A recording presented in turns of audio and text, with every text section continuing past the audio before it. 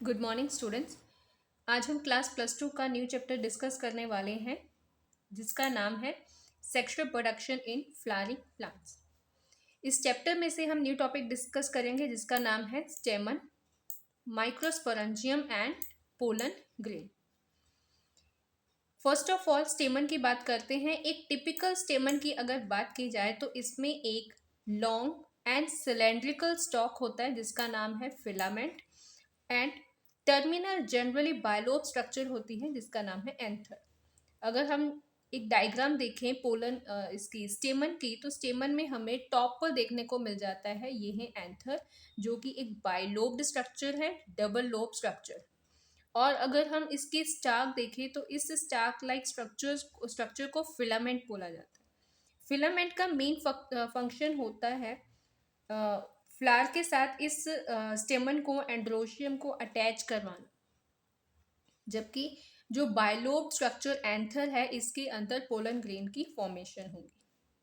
जो proximal and होता है फिलामेंट का, ये थैलमस के साथ अटैच होता है, या कई केसेस में फ्लावर में नोटिस किया गया है कि ये पेटल के साथ भी अटैच होता है। ऐसी जो आपने अरेंजमेंट है ये क्लास +1 में morphology of flowering plant chapter में डिस्कस की होगी, समझी होगी। नंबर एंड लेंथ ऑफ स्टेमन जो है वो वेरी कर सकता है, डिपेंड करता है किस तरह की यहाँ पे स्पीशीज है, बिकॉज अलग अलग स्पीशीज जो है वो डिफरेंट डिफरेंट टाइप की पॉलिनेशन को फेवर करती है, तो बहुत सारा चांसेस है कि जो अटैचमेंट है वो वेरी कर जाए। If you were to collect a stamen each from 10 flower each from different species and arrange them on slide, you would able to appreciate a large variation in size seen in nature. यहाँ पे एक example दी गई है, practically आप इसे perform कर सकते हो। लाइक जैसे कि हम अगर डिफरेंट डिफरेंट काइंड के फ्लावर को कलेक्ट करें और जब हम इनके स्टेमन को स्टडी करेंगे तो आपको ये पता चलेगा कि हर एक स्पीशीज में एक वेरिएशन है और ये फेवर करेगी पॉलिनेशन को। पॉलिनेशन चाहे क्रॉस हो, चाहे सेल्फ हो, और एजेंसी कोई भी हो सकती है, चाहे इंसेक्ट हो, वाटर हो, या फिर एयर, विंड। केयरफुल ऑब्जर्वेशन से हमें क्या पता चलेगा स्टेमन के? डायसेक्टिंग माइक्रोस्कोप हम इसमें यूज़ कर सकते हैं, कंपाउंड की ज़रूरत नहीं होगी। और यहाँ पे हम एक इवन डायग्राम बना सकते हैं उनकी शेप और वेरिएशन को चेक करने के लिए। एक टिपिकल एंजियोस्पर्म जो प्लांट है इसके अंदर बाइलोब्ड होते हैं। बाइलोब्ड का मतलब क्या होगा? जैसे कि आपको अभी डायग्राम में मैंने समझाया, ये एक बाइलोब स्ट्रक्चर है और इसी बाइलोब स्ट्रक्चर को अगर आप डाइसेक्ट करके देखो, एक 3 डायमेंशनल कट सेक्शन दिखाया गया है एंथर का। यहाँ पे जब हम एंथर को देखते हैं तो हमें बाइलोब जो दिखता था बाहर से स्ट्रक्चर, अगर आप उन्हें अंदर से देखो इंटरनली, तो वहाँ पे 2 थीका नाम के स्ट्रक्चर्स होंगे, इसीलिए हम ऐसे टाइप के एंथर को डाइथिकस भी कह देते हैं। अगर लॉन्गिट्यूडनल ग्रूव इनका देखा जाए तो लॉन्गिट्यूडनल ग्रूव जो है थीका का, एकदम प्रॉपर ऊपर से नीचे तक एक कट लगता है, देखने में हमें पता चल जाएगा। आगे समझते हैं कि जो एक स्ट्रक्चर है, लाइक जैसे कि यहाँ पे एक सेक्शन कट दिखाया हुआ है बाइलोब्ड एंथर का, तो उसमें हमें क्या क्या चीज़ें देखने को मिल जाएंगी। बाहर से हमें लाइन ऑफ डेसेंस देखने को मिल जाएगा, अंदर बहुत सारे पोलन सैक होंगे और उसके अंदर होंगे number of pollen grain. Next हम डिस्कस करेंगे कि किस टाइप के टिश्यूज जो हैं इस एंथर में प्रेजेंट होते हैं ट्रांसफर सेक्शन काटने के बाद। एक बाइलोब जो एंथर है ये बहुत ज़्यादा डिस्टिंक्ट होता है, मीन्स इसमें बहुत वेरिएबल स्ट्रक्चर देखने को आपको इजीली मिल जाएगी। फर्स्ट ऑफ ऑल जो एंथर है ये एक 4 साइडेड टेट्रागोनल स्ट्रक्चर है, लाइक 1 2 3 4। यहाँ पे 4 सैक है, पोलन सैक है, और इसे हम माइक्रोस्पोरेंजिया भी कह सकते हैं। इट मीन्स एक जो, अगर हम सैक की बात करें, ये सारे सैक हो गए, तो ये माइक्रोस्पोरेंजिया हैं, जहाँ आगे फर्दर माइटोसिस एंड आफ्टर उसके बाद मियोसिस के बाद पोलन ग्रेन में बनना है। माइक्रोस्पोरेंजिया जो है ये पोलन सैक के अंदर बनेगा और ये आगे एक पोलन सैक में ही डेवलप हो जाएगा। They extend longitudinally all through the length of anther and are packed with pollen grain. Cross section से हमें इजीली पता चल जाएगा कि जो पोलन ग्रेन है उसके अंदर पोलन सैक के अंदर नंबर ऑफ पोलन ग्रेन होंगे। बट अगर आप बाइलोब्ड एंथर को बाहर से देखो, एक यंग एंथर को देखो, तो आपको उसके अंदर ऐसा बाहर से कुछ भी पता नहीं चलेगा कि इसके अंदर एंथर है। जब एंथर बहुत ज़्यादा मेच्योर हो जाता है, डेhiscence की कंडीशन पे आ जाता है, तब जाके हमें पोलन ग्रेन ईजिली विजिबल होते हैं। तो ये स्ट्रक्चर अभी जो हमने डिस्कस की वही है, दोबारा रिपीट कर रही हूँ। पहले हमने डिस्कस किया था स्टेमन के बारे में। ये टिपिकल स्टेमन दिखाया गया है, इसमें बायलोब्ड ये स्ट्रक्चर दिखाई गई है। एंथर बाहर से देखने में हमें ऐसा दिखेगा। एक ये स्ट्रक्चर है, पार्ट है, जो कि थैलमस के साथ या फिर कई बार फ्लावर के पेटल के साथ ही अटैच होगा। फिलामेंट का साइज वेरी कर सकता है, डिपेंड करता है किस तरह का फ्लावर, किस तरह की स्पीशीज है। एंड ऑब्वियसली ये ऐसी वेरिएशन का रीज़न बेसिकली पॉलिनेशन किस तरह की होने वाली है उसे फेवर करने के लिए होगा। और यही स्ट्रक्चर को अगर हम क्रॉस सेक्शन देखें उसका, तो उसमें हम एक लाइन ऑफ डेhiscence देखेगा। ये लाइन ऑफ डेhiscence जो है, इसी जब ये स्प्लिट अप हो जाएगा उसके बाद ही पोलन ग्रेन बाहर डिस्पर्स हो सकें। पोलन सैक है, जिन्हें हम माइक्रोस्पोरेंजिया भी कहते हैं, जिसके अंदर नंबर ऑफ पोलन ग्रेन बनेंगे। और जब ये मेजॉरिटी हो जाएगी डिहाइड्रेशन के बाद, पोलन ग्रेन डेhiscence के जो स्प्लिशन के बाद बाहर आ जाएंगे। देन नेक्स्ट आ गया structure of microsporangium. Structure of microsporangium, अगर एक ट्रांसफर सेक्शन माइक्रोस्पोरेंजियम का देखा जाए तो ये बाहर से हमें देखने में कंप्लीटली सर्कुलर लगेगा, आउटलाइन इसकी सर्कुलर होगी। इसमें बेसिकली 4 लेयर्स होती है, जैसे कि यहाँ पे दिखाया गया है नेक्स्ट वन पेज में। ये देखिए, ये 4 लेयर्स है। जो आउटर मोस्ट है बाहर वाली, विच इज कॉल्ड एपिडर्मिस, उसके बाद नेक्स्ट वन आ जाएगी एंडोथीशियम, देन मिडल लेयर आ जाएगी और लास्ट में टेप्टम आ जाएगा। तो सबसे अंदर आ जाएंगे माइक्रोस्पोर मदर सेल। तो इसकी डिस्क्रिप्शन पहले देख लेते हैं क्या क्या इसमें बताया गया है। Epidermis, endothecium, middle layer and टेप्टम, जो अभी आपको बताया है। हर एक लेयर का अलग अलग फंक्शन होगा और ये फंक्शन बहुत इंपॉर्टेंट रोल प्ले करते हैं। ये सारी स्ट्रक्चर बहुत इंपॉर्टेंट रोल प्ले करती है anther. The outer 3 layers perform the function of protection and help in the dehiscence of anther to release pollen. बाहर वाली तीनों लेयर कौन कौन सी? Epidermis, endothecium and middle layer. ये तीनों लेयर जो हैं ये बेसिकली फंक्शन करती हैं प्रोटेक्शन का।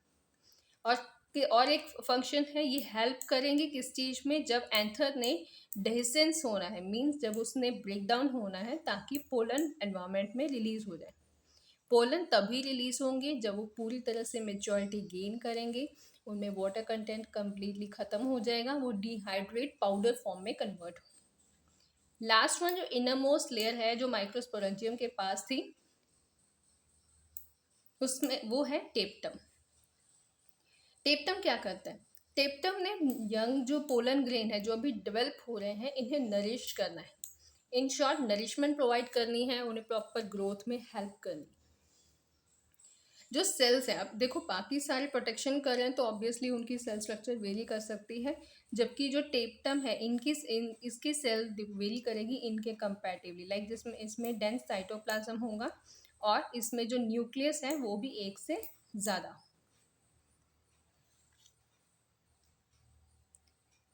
When the anther is young, a group of compactly arranged homogeneous cell called sporangious tissue occupies the center of each microsporangium.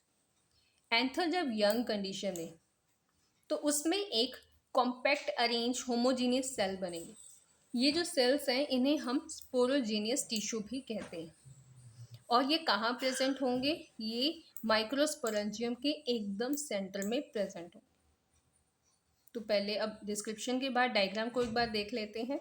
ये आपकी एनसीईआरटी बुक ही ली हुई है, उसी का पीडीएफ है। तो उसमें हमने क्या क्या अभी स्टडी किया। फर्स्ट वन, अगर फिगर के देखें पॉइंट्स क्या क्या बताए गए हैं।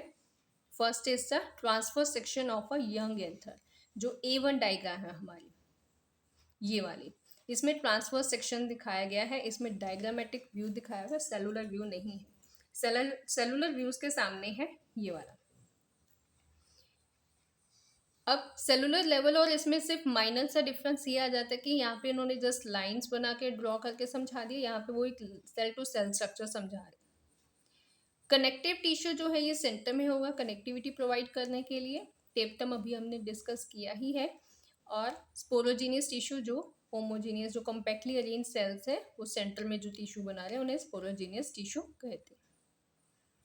नेक्स्ट जो डायग्राम है ये वाली, इस डायग्राम में क्या समझाया गया है? इस डायग्राम में समझाया गया है कि जब एक एंथर मैच्योर होने के बाद, जिसमें पूरी तरह से pollen grain mitosis and meiosis के कारण बन चुके, अब वो डिहाइड्रेट हो गए। डिहाइड्रेट, उनमें वाटर कंटेंट खत्म हो गया है, यहाँ पे जो लाइन ऑफ डेसेंस था वो ब्रेक डाउन हो चुकी है, और जो पोलन ग्रेन है वो यहाँ से बाहर आने शुरू हो जाएंगे। तो जो आप पोलन ग्रेन देखते हो फ्लावर के स्टेमन के ऊपर, जब हमारे हाथों में वो टच भी होते हैं पाउडर फॉर्म के, वो पोलन ग्रेन होते हैं। नेक्स्ट टॉपिक है दैट इज माइक्रोस्पोरोजेनेसिस। माइक्रोस्पोरोजेनेसिस, इस टॉपिक को समझने के लिए पहले इसके नेम को समझना होगा। माइक्रो का मतलब होता है small size, very small size. Sporogenesis का मतलब होता है स्पोर की फॉर्मेशन करना, स्पोर की जेनेसिस होना। As the anther develop, the cells of sporogenous tissue undergo meiotic division to form microspore tetrad. सबसे पहली बात तो ये है कि जब भी एंथर डेवलप होते तब उसमें जो स्पोरोजीनियस टिश्यू है इनमें मियोटिक डिवीजन होनी शुरू हो जाती है। कभी भी गैमेट बनते हैं तो हमेशा पहले नंबर सेल्स जो होते हैं, नंबर ज़्यादा बनने के लिए माइटोसिस होगी। अब जो माइटोसिस हुई है उन्हीं सेल में आगे फर्दर मियोसिस होगी। मियोसिस होने के बाद जो न्यू सेल्स बनेंगे उन्हें हम माइक्रोस्पोर टेट्राड कहेंगे। अब ये जो यहाँ पे क्वेश्चन भी पूछा गया, माइक्रोस्पोर टेट्राड जो आगे जाके सेल बन रही हैं इनकी प्लॉइडी क्या होगी, मीन्स ये हैप्लॉइड होंगे या डिप्लॉइड होंगे। तो सिंपल सी बात है, मियोसिस हुई है तो ये सारे के सारे सेल हैप्लॉइड होंगे। तो माइक्रोस्पोरोजेनेसिस की डेफिनेशन यहाँ दी हुई है, दोबारा एक बार डिस्कस कर लेते हैं। एक ऐसा प्रोसेस जिसमें माइक्रोस्पोर बन रहे हैं। ये माइक्रोस्पोर कहाँ से बनेंगे? ये बनेंगे पोलन मदर सेल से, जिसे हम पीएमसी भी कह देते हैं। जब भी माइक्रोस्पोर पीएमसी से बनते हैं तो ये एक पर्टिकुलर टाइप की सेल डिवीजन इनमें होती है जिसका नाम है मियोसिस, एंड प्रोसेस है microsporogenesis. Micro mean very small, sporo means microspore जो बनेंगे, और जेनेसिस क्या होंगे? जो डेवलपमेंट डिवीजन कह देते हैं, फॉर्मेशन कह सकते हैं आप इसे। ईच सेल, हर एक जो स्पोरोजीनियस टिश्यू होता है इसकी कैपेसिटी है कि ये माइक्रोस्पोर टेट्राड बना सकता है, और हर एक के अंदर पोटेंशियल है कि वो आगे फर्दर पोलन या माइक्रोस्पोर मदर सेल की तरह एक्ट कर सकता है। ये माइक्रोस्पोर जो होते हैं ये एक क्लस्टर में अरेंज होते हैं, मीन्स ये क्लस्टर कह सकते हैं हम, ग्रुप को, बंडल को कह सकते हैं या ग्रुप को कह सकते हैं। जब ये एक क्लस्टर में अरेंज होंगे तो इनमें 4 तरह के सेल्स होंगे, माइक्रोस्पोर टेट्राड जिन्हें हम कह देते हैं। जब भी एंथर मेच्योर होता है, जैसे मैंने आपको पहले भी बताया, जब एंथर ने मेच्योर होना, उसके अंदर सेल डिवीजन हो गई, उसके अंदर नरिशमेंट हो गई, ग्रोथ हो गई, सब कुछ हो चुका है, तो उसके बाद अब वो रेडी है डिस्पर्स होने के लिए। तो यहाँ पे पोलन ग्रेन ने डिहाइड्रेट होना है, क्योंकि जो यंग टिश्यू है, यंग जो पोलन ग्रेन होते हैं बहुत स्टिकी होते हैं, ये किसी भी एजेंसी के थ्रू ट्रांसफ़र ही नहीं हो पाएंगे। इन्हें ट्रांसफ़र होने के लिए वैसा बनना होगा ताकि ये इजीली डिस्पर्स हो सके। इट मीन्स इन्हें डिहाइड्रेट होना ज़रूरी है, एक तरह से पाउडरी फॉर्म बनना बहुत ज़रूरी है। यहाँ पे माइक्रोस्पोर डिसोसिएट हो जाएंगे एक दूसरे से और पोलन ग्रेन में कन्वर्ट हो जाएंगे। इनसाइड ईच माइक्रोस्पोरेंजियम, अगर हम माइक्रोस्पोरेंजियम देखें, आप डाइसेक्ट करते हो, जब आप पोलन ग्रेन एंथर्स देखते हो तो आपको एक चीज़ नोटिस करने को मिलेगी कि इसके अंदर बहुत सारे माइक्रोस्पोर प्रेजेंट होते हैं जिन्हें हम सिंपली पोलन ग्रेन कह देते हैं, और ये एनवायरनमेंट में फर्दर रिलीज हो जाएंगे। ज़्यादातर अगर हम देखें फ्लावर में तो पोलन ग्रेन काफ़ी विजिबल होते हैं, येलो कलर के होंगे, पाउडरी से होंगे, हाथों में भी लग जाते हैं। अब हम नेक्स्ट डिस्कस करते हैं पोलन ग्रेन की स्ट्रक्चर कैसी। पोलन ग्रेन को मेल गेमिटोफाइट कहा जाएगा, क्योंकि यही वो स्ट्रक्चर है जिसके अंदर मेल गेमीट्स हैं, और ये मेल गेमीट जो है एग एंड पोलन न्यूक्लियस के साथ फ्यूज करेंगे। If you touch the open anther of hibiscus, like hibiscus आपको पता है चाइना रोज एक बिग साइज फ्लावर होता है, अगर आप उन्हें टच करो तो आपको जो yellowish powdery grain pollen grain जो है वो आपके हाथों के साथ भी अटैच हो जाएंगे, चिपक जाएंगे। इन्हीं पोलन ग्रेन को आपने एक ड्रॉप लेना है वाटर का और ग्लास स्लाइड के अंदर रख देना, ऊपर रख देना है। इसके बाद जब आप इन्हीं पोलन ग्रेन को माइक्रोस्कोप में ऑब्जर्व करोगे तो आपको pollen grain different different size के देखने को मिल सकते हैं। कई ऐसे पोलन ग्रेन होते हैं जो कि कंप्लीटली सफेयर लगेंगे, कई ऐसे होंगे जो आपको हल्के से एलोंगेटेड देखने को मिल सकते हैं, कुछ ऐसे होंगे जैसे कि छोटे छोटे जिन पे कांटे लगे हो, स्पाइक्स। ये एक इनलार्ज व्यू दिखाया गया है माइक्रो स्पोर का, पोलन ग्रेन का, जिसमें आपको ऐसे स्पाइक्स देखने को मिल जाएंगे। तो पॉइंट ये है कि पोलन ग्रेन की वैरायटी होती है एंड डिपेंड करता है किस तरह की पॉलिनेशन को वो फेवर करने वाला है, तो उस अकॉर्डिंग उनकी स्ट्रक्चर में अडेप्टेशन होती है। You will really be amazed at the variety of architecture, size, shape, color, design. Even colour में भी वेरिएशन होती है। लाइक जो पिटूनिया की अगर बात करें, पिटूनिया वायलेट कलर के भी आते हैं। अगर आप उनके पोलन ग्रेन देखो तो उनके पोलन ग्रेन येलो नहीं होंगे, पोलन ग्रेन अगर उनके देखे जाए ना तो वो डार्क वायलेट कलर के देखने को मिलते हैं, और बाकी फ्लावर्स में ज़्यादातर येलो कलर के होते हैं, या फिर कोई ऐसे भी होते हैं लाइट टोन ग्रीन भी हो सकता है, ऑलमोस्ट वाइट भी हो सकते हैं, बट मैक्सिमम येलो कलर के देखने को मिलते हैं।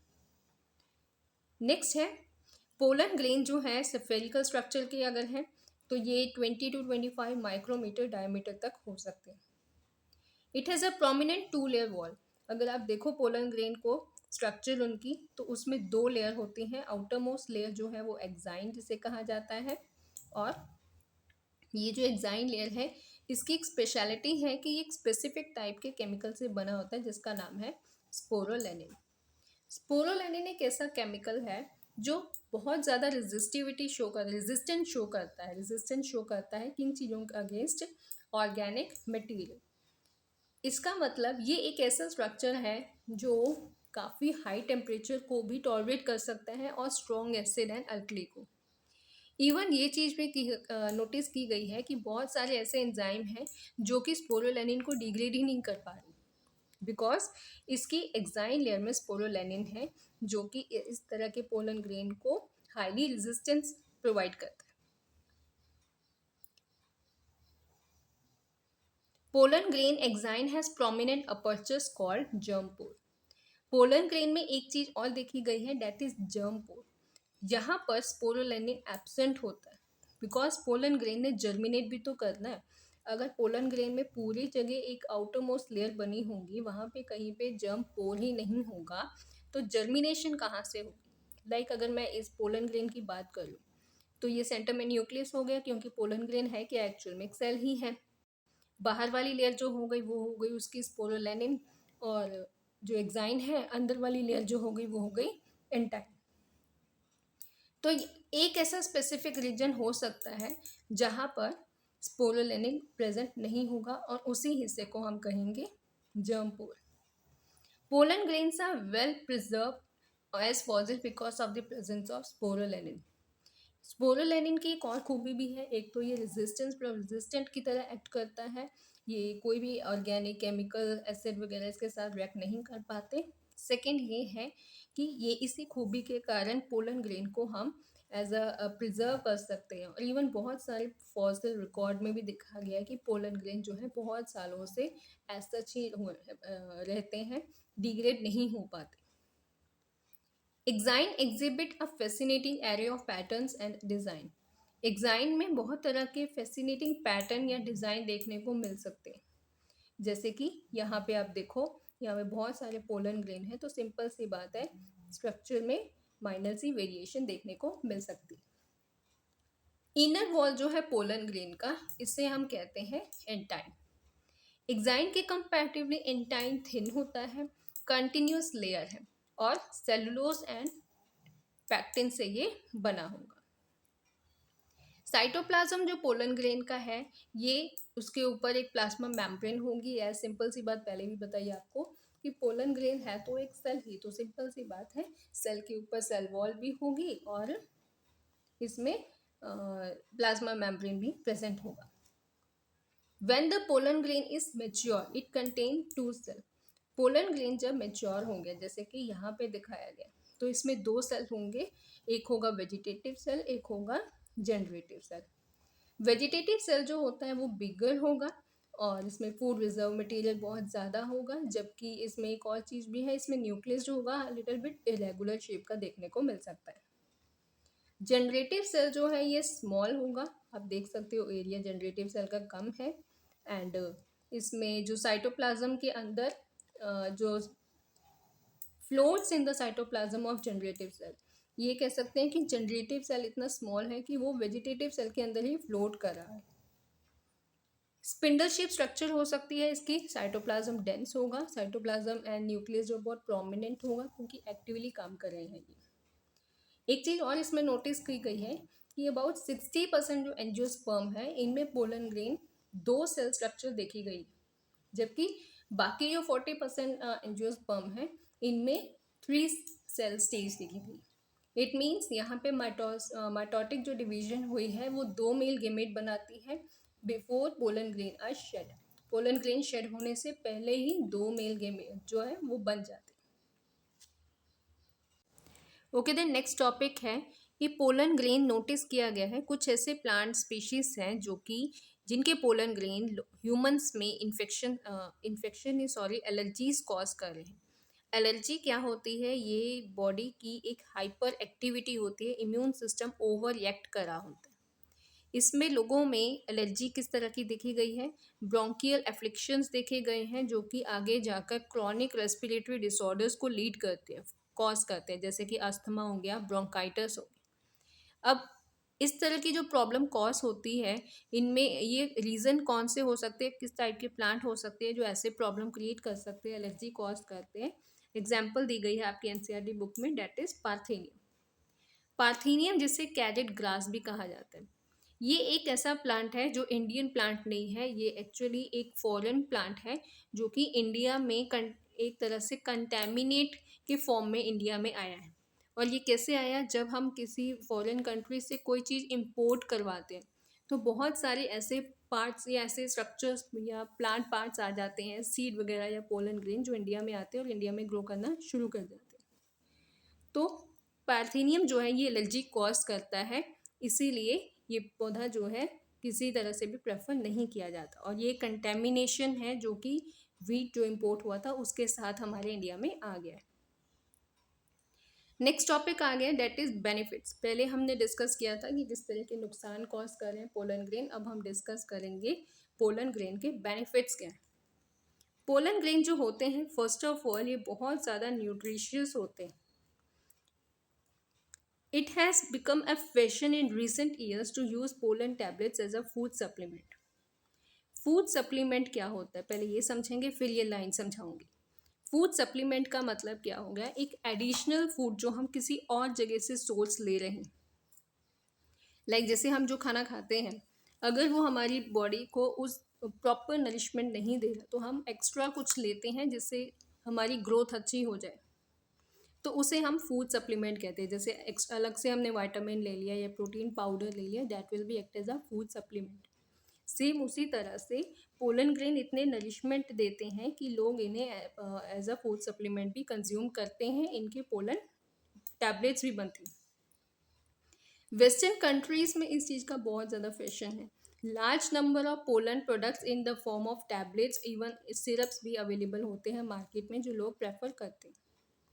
Pollen consumption has been claimed to increase the performance of athlete and race horses. ये भी नोटिस किया गया है कि जो लोग पोलन को कंज्यूम करते हैं उन्हें ये एक उनकी परफॉर्मेंस में भी काफ़ी ज़्यादा इन्हांसमेंट आती है। यहाँ पे एक पिक्चर दिखाई गई है पोलन प्रोडक्ट्स के, इंग्लैंड का प्रोडक्ट दिखाया गया है। इन शॉर्ट पोलन ग्रेन्स जो हैं ये एडिएबल भी हैं। नेक्स्ट जो है इसमें बताया गया है कि पोलन ग्रेन जो है एक बार जब ये एंथर से रिलीज हो जाते हैं, शेड हो जाते हैं, तो इन पोलन ग्रेन्स को स्टिग्मा पर लैंड होना होगा अगर वो फर्टिलाइजेशन को फेवर करना चाहते हैं, फर्टिलाइजेशन होनी है। बट उससे पहले अगर उनकी वायबिलिटी ख़त्म हो गई, मीन्स उनका लाइफ स्पैन ही ख़त्म हो गया, तो वो फर्दर फर्टिलाइजेशन नहीं कर पाएंगे। अब क्वेश्चन आता है, how long do you think the pollen grain retain viability? Life span कह सकते हैं हम इसे समझने के लिए। हर एक पोलन ग्रेन की अपनी एक शेल्फ लाइफ होती है, एक तरह की उनकी लाइफ स्पैन होती है। अगर वो उस पर्टिकुलर वाइबिलिटी टाइम पीरियड में स्टिग्मा पे लैंड हो गई और जर्मिनेट हो गई, फिर तो आगे फर्टिलाइजेशन हो जाएगी। बट अगर वो वाइबिलिटी ख़त्म हो गई और उसके बाद अगर वो किसी एजेंट के थ्रू लैंड कर रहे हैं, तो वो फर्टिलाइजेशन नहीं कर पाएंगे। हर एक प्लांट, हर एक पोलन ग्रेन की वाइबिलिटी वेरी कर सकती है, डिपेंड कर सकता है वो किस टाइप की स्पीशीज का है। The period for which pollen grain remain viable is highly variable. Like जैसे कुछ ऐसे हैं जो कि and to some extent depend on the prevailing temperature and humidity. यहाँ पे 3 पॉइंट है। First of all, pollen grain की वाइबिलिटी हाईली वेरिएबल है, अलग अलग है। एंड सेकेंड, ये टेम्परेचर एंड ह्यूमिडिटी पे भी डिपेंड करते हैं कि उन्हें किस तरह की एनवायरमेंट कंडीशंस मिल रही। कुछ सीरियल बताए गए हैं, जैसे यहाँ पे राइस हो गया, वीट है, इनके pollen grain viability within 30 minutes ही ख़त्म कर जाते हैं अपनी। उनकी वाइबिलिटी सिर्फ 30 मिनट्स की होती है, उसके बाद उनकी वाइबिलिटी ख़त्म हो जाती है, उनकी जो लाइफ है वो ख़त्म हो गई। बट एक प्लस पॉइंट ये होता है कि आपने नोटिस किया होगा, राइस हो गया, वीट हो गया, ये ऐसे प्लांट है, सीरियल प्लांट है, इनकी क्रॉप में ये प्लांट बहुत ज़्यादा एक दूसरे के पास होते हैं, तो वो इजीली डिस्पर्स हो जाएंगे और वाइबिलिटी ख़त्म होने से पहले ही फर्टिलाइजेशन कर देंगे। नेक्स्ट इसमें बताया गया है जैसे कि कुछ रोजेशी, लेगुमिनेसी हो गया, सोलिनेसी, इनके जो प्लांट्स होते हैं, इनकी वाइबिलिटी जो है वो कुछ मंथ तक भी रहती है।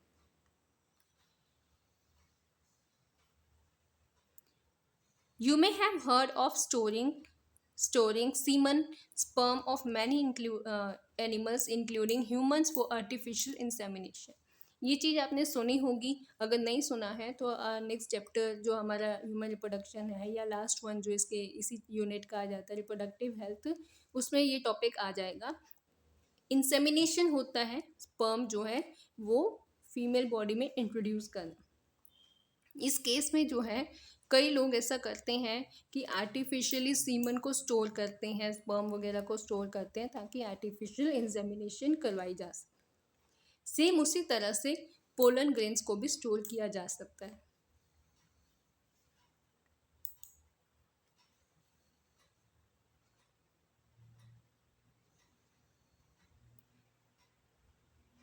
अब जब ये पोलन ग्रेन को स्टोर करते हैं तो ये काफ़ी सालों तक स्टोर किए जा सकते हैं, but we have to provide one condition. इसमें एक कंडीशन बहुत ज़्यादा इंपॉर्टेंट है, that is liquid nitrogen. Nitrogen gaseous state में एग्जिस्ट करता है, बट अगर इसी नाइट्रोजन को हम लिक्विफाई करते हैं वेरी लो टेम्परेचर पे, -196 डिग्री सेल्सियस पे, तो ये लिक्विड में कन्वर्ट हो जाता है। इस केस में क्या होता है, जो पोलन ग्रेन है हम इजीली स्टोर कर सकते हैं।